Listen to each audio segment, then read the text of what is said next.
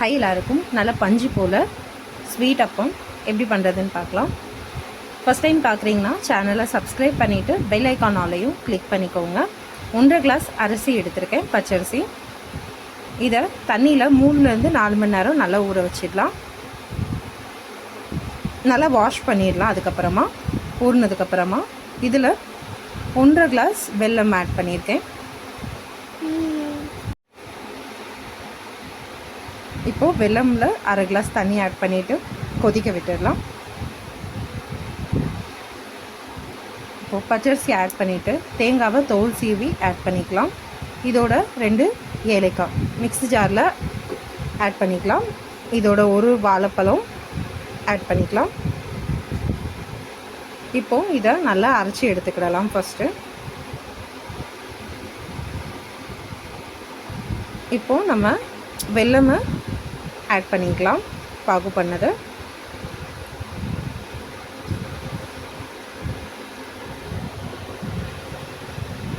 First நல்லா கலந்து விட்டுடலாம். அதுக்கப்புறமா கொஞ்சம் கொஞ்சமாக ஆட் பண்ணி அரைச்சி எடுத்துக்கிடலாம். நல்லா பேஸ்ட்டாக அரைச்சி எடுத்துக்கிடணும்.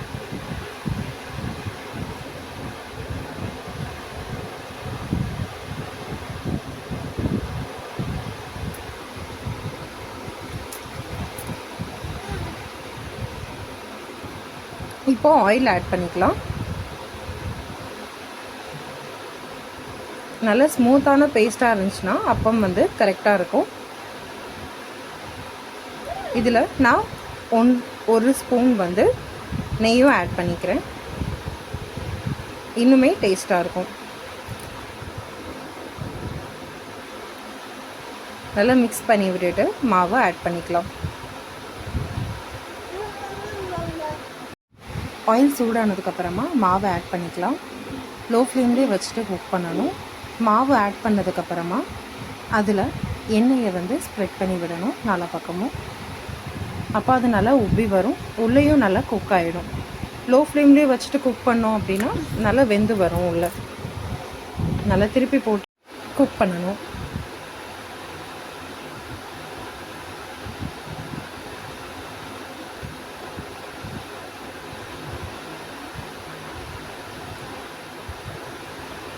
ஃபஸ்ட் டைம் ட்ரை பண்ணுறீங்க அப்படின்னா ஒரு கரண்டியுமே ஊற்றாமல் 1/2 கரண்டி மட்டும் ஊற்றி பார்த்தீங்க அப்படின்னா நல்லா கரெக்டாக பர்ஃபெக்டாக வரும்.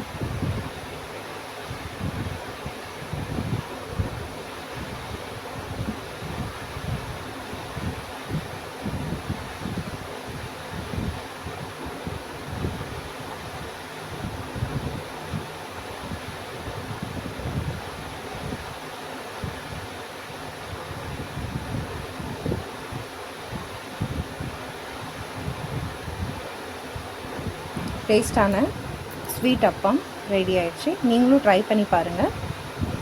உங்களுக்கும் கண்டிப்பாக ரொம்ப பிடிக்கும். நம்ம வீடியோ பிடிச்சிருந்துச்சுன்னா மறக்காமல் லைக் பண்ணிவிடுங்க. உங்கள் ஃப்ரெண்ட்ஸ்க்கும் ஷேர் பண்ணிவிடுங்க.